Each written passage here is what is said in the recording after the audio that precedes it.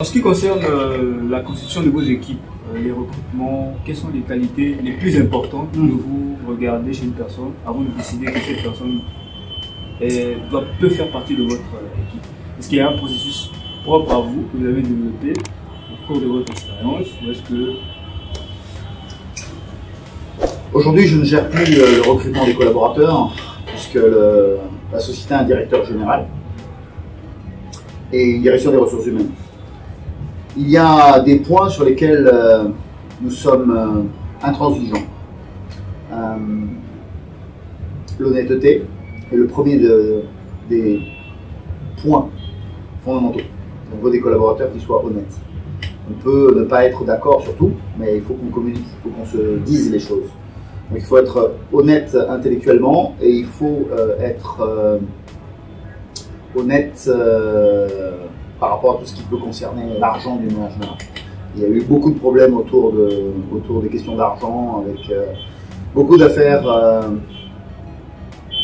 qui nous ont coûté très cher. Donc l'honnêteté, c'est le point fondamental de la construction, en fait, la base sur laquelle vous allez poser justement votre construction. L'honnêteté, ensuite l'intelligence. Il faut des collaborateurs qui sont intelligents. On ne cherche pas forcément le diplôme, mais on part du principe que si quelqu'un est intelligent, c'est-à-dire qu'il est curieux intellectuellement et qu'il veut apprendre, il va apprendre. Et ça, c'est certainement l'essentiel.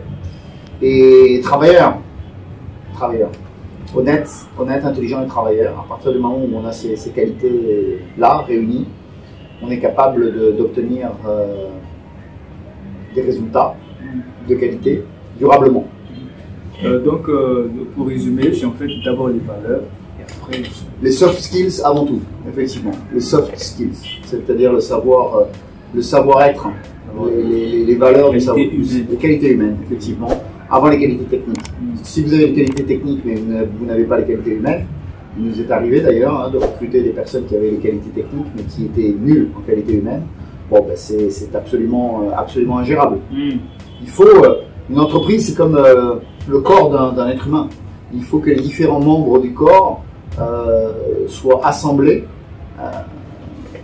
de manière harmonieuse pour qu'ils puissent cohabiter ensemble et être utiles les uns aux autres. Sinon, vous avez un rejet rapide du membre qui ne se conforme pas à l'équilibre général.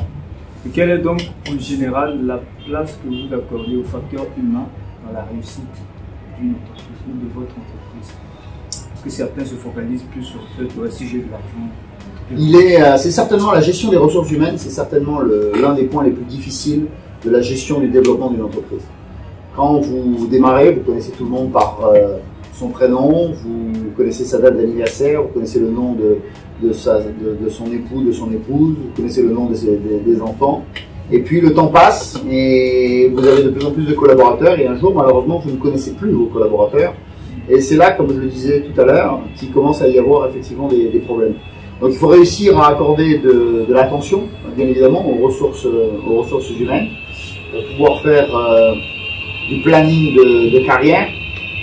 Et ça, ce sont des sujets, quand on est justement une petite entreprise, quand on est dans l'entrepreneuriat, c'est des sujets qui ne sont pas forcément automatiques, c'est des sujets qui ne sont pas tout à fait naturels. Des choses par contre que les grandes entreprises savent faire parce qu'elles sont constituées autour de départements de ressources humaines, avec des techniciens des ressources humaines. Mais quand on fait de l'entrepreneuriat, ces sujets-là, on a tendance à les négliger parce qu'on se focalise sur la production, sur la rentabilité.